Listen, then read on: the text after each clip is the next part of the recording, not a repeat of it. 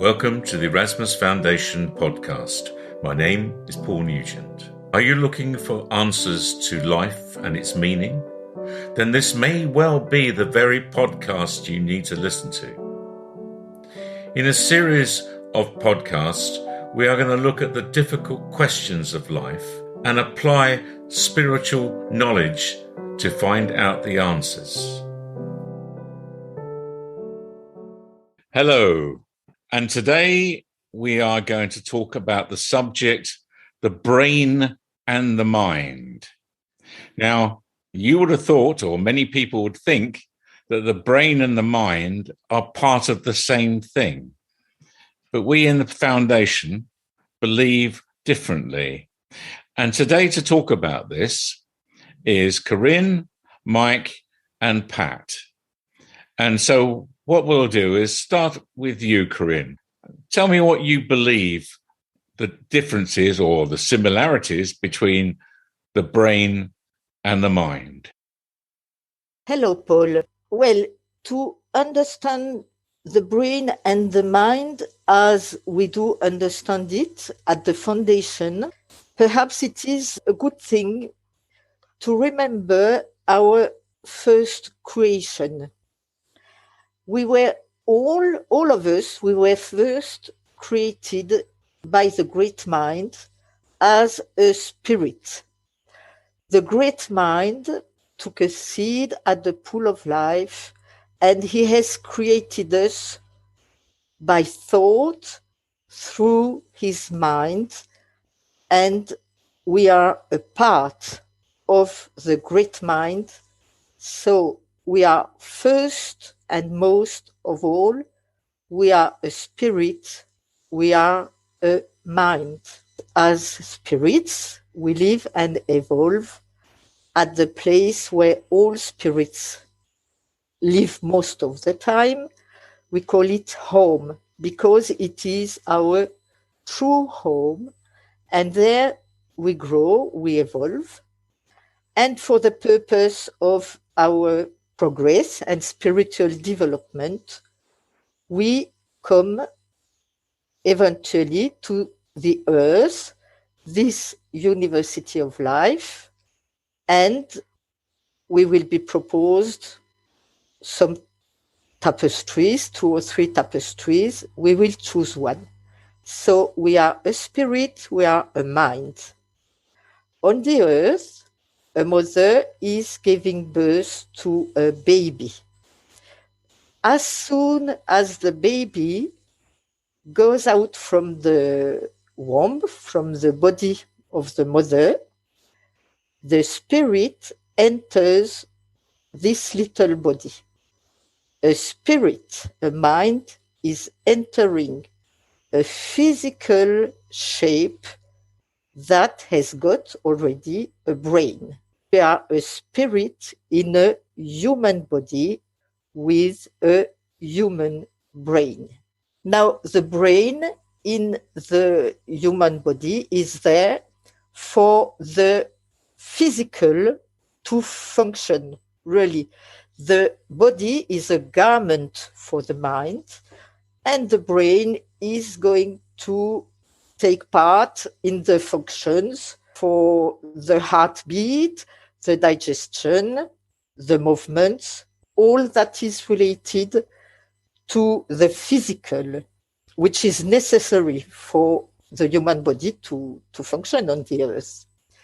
And also the brain takes a part in the cognitive functions, that is most memory system, as the brain is as a computer which can be fed with information, and that is able to store this information under the form of memories. Thank you very much, Corinne. So, Pat, what would you like to say on the matter?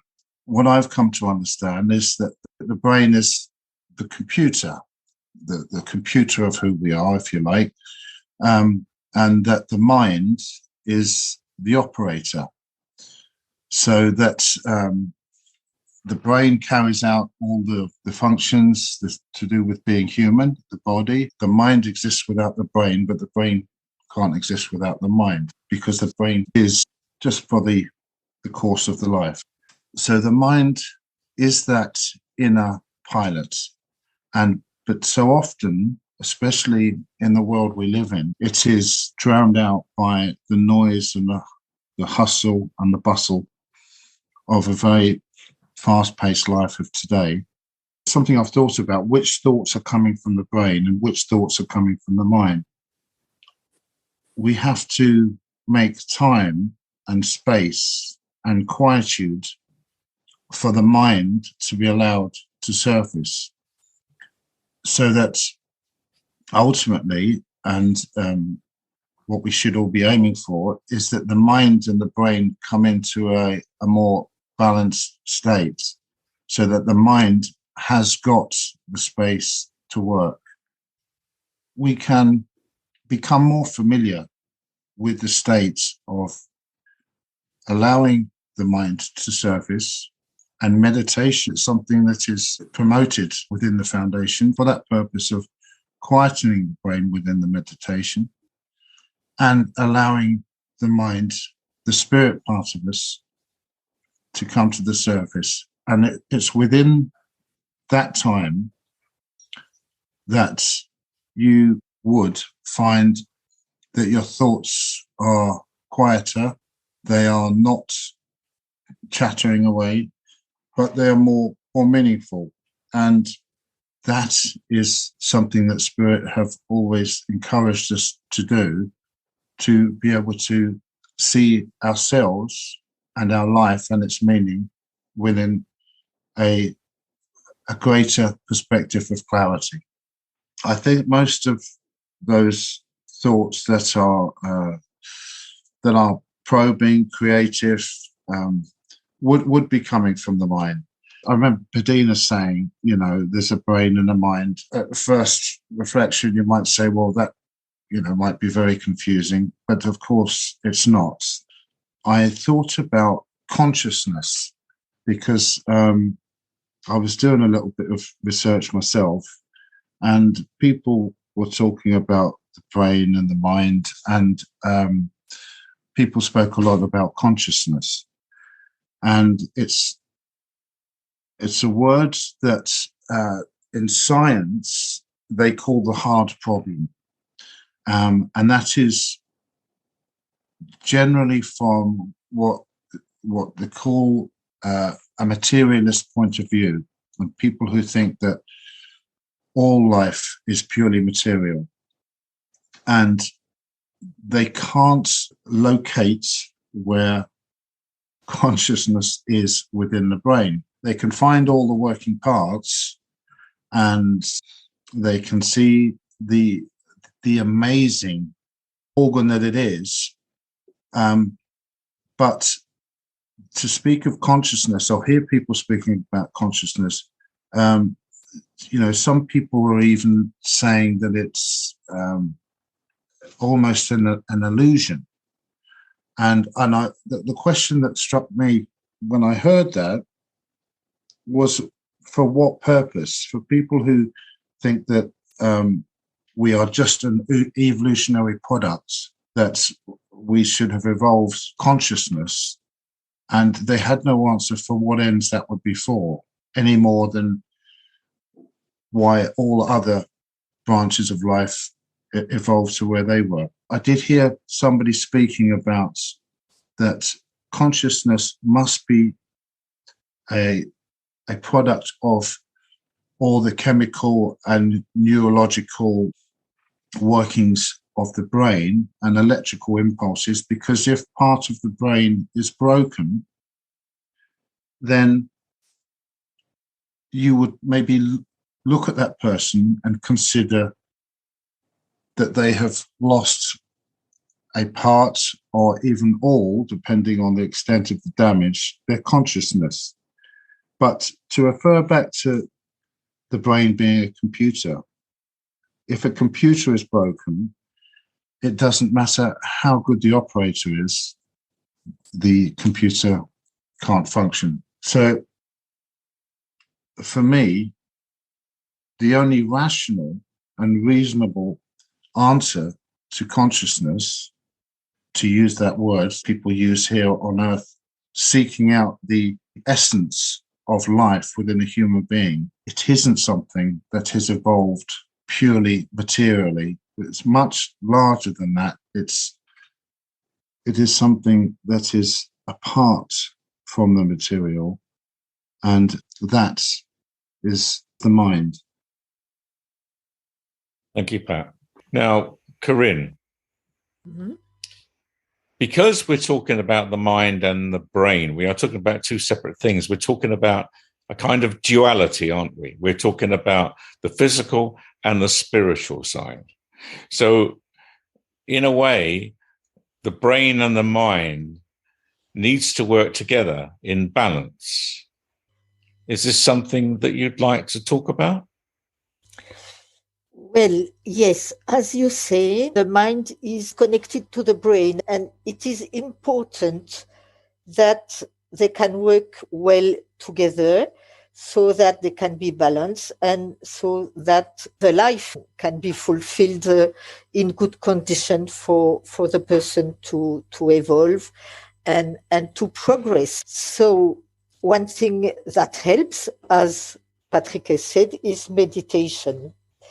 Because, as we have explained, our mind has gathered all the knowledge from where we were first created. And this, for some of us, can be a very long time ago. It can be millions of years.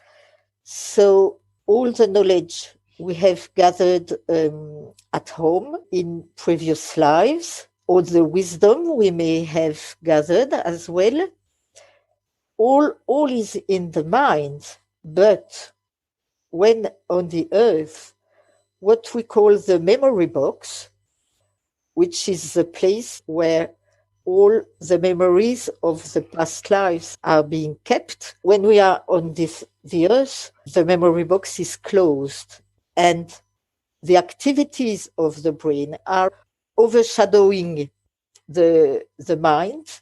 As Patrick has said, during meditation, not only do we quiet the brain, but we can be in touch with our inner self. And it is possible sometimes that the mind will open the door a little, and some of this knowledge may pass perhaps into the brain and feed the brain and help us to develop a more spiritual life and to help us to become more balanced as well. For me, it is not so important during my day to know if a thought is from my mind or from my brain. Really, I am believing that what is important is to quiet the brain so that the mind can express through the brain. The brain, in fact, is limited to what it is fed, really. For example, we are talking together. English is not my mother language. I am French. And perhaps I would like to tell you something, but I haven't got the words. I don't know the words in English. They are not in my brain. So I cannot tell you that, I cannot express this thought to you. So the mind, to express itself, needs the brain be quiet so that it can impress the thought in it. And then the brain can be able to use that thought well.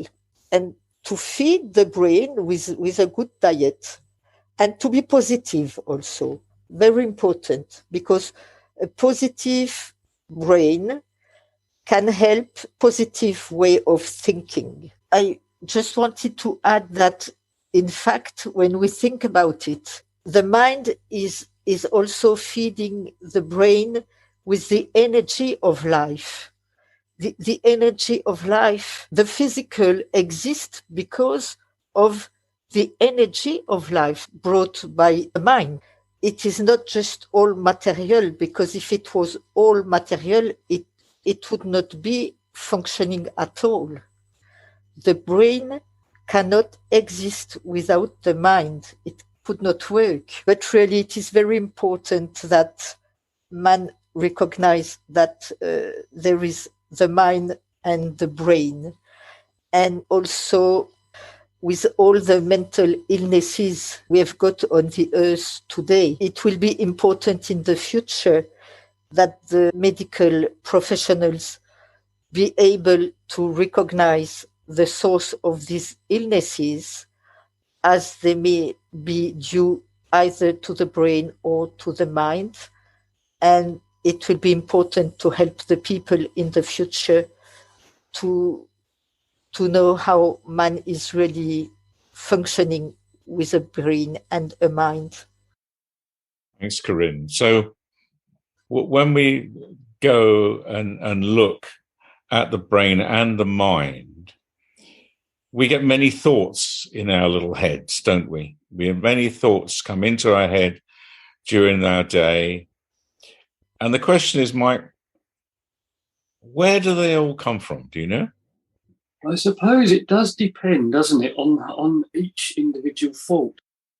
If you perhaps see or read or hear of something disturbing, that can then affect your brain. So your brain will be working overtime, and your mind will then be not as surfaced as it could be. So the thoughts could be coming from the brain. It could be something that's stimulating the brain, good thing or a bad thing.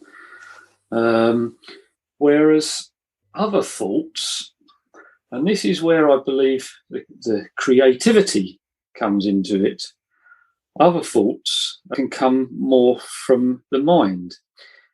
Now, there's been instances for myself. I'm not a great letter writer as such, but there have been instances where I've been in a position where I've had to write a letter to someone. If I sit down to put some thoughts together, if I rush upon that, then I just feel I'm struggling, and that is my brain. I'm trying to come up with a letter to whatever it may be. I won't say I meditate, but if I sit calmly for a while, quietly, I allow my mind to help me compile and write a letter. And there's times where I've written quite a long letter to someone. When I read it back, I surprise myself that I've actually come up with that as such. But I believe that is where your surface in your mind and the creativity comes into the writing. Where the thoughts come from, it could either be something from the mind, it could be deep within, it could be a past memory or from long ago, something that is surfaced. Whereas other times it can be, as I said earlier, so it could be something that has just stimulated the brain. Okay. But also, Mike, as well, it could come from other sources, like a passing spirit that might be wanting to help you, or perhaps your keeper of the door, maybe, or something like that, or even the great mind, maybe. Yes, yeah, that could be very true. I mean, myself, as you know, Paul, I mean, I've in the past, maybe not so much of lately, but in the past, I see and I hear, I have heard quite clearly spirit.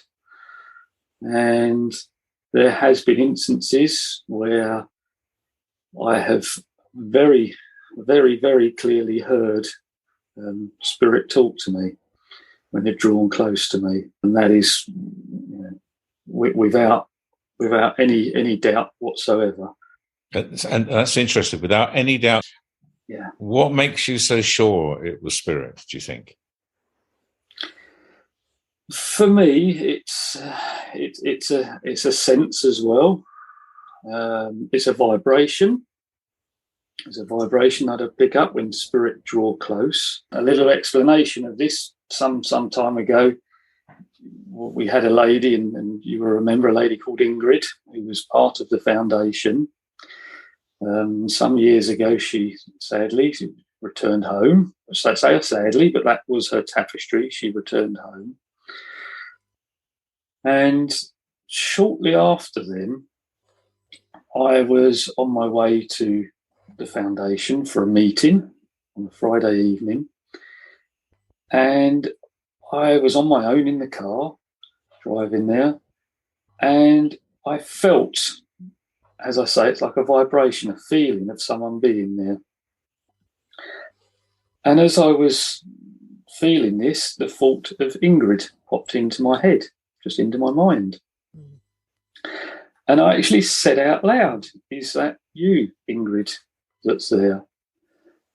And she answered me, and I hear it in the accent, the voice, the tone of that person, if it's someone that I've known within my life. And Ingrid answered me, and she said, "Yes, it is." Quite clearly, I could hear this.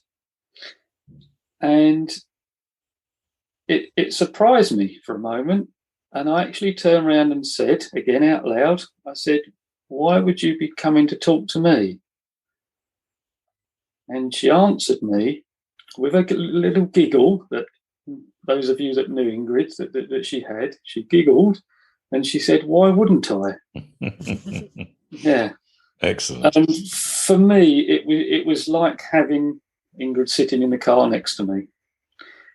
And that was actually confirmed to me sometime later. I spoke to Bettina about this, and she confirmed that had actually taken place, and it wasn't my brain or my mind playing tricks on me. So there are times, as I say, when spirit draw close, that I can say with complete confidence that is. They are there, or I am hearing what I'm hearing.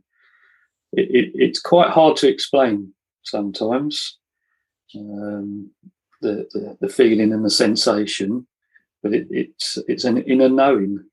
That's the only way I can really say.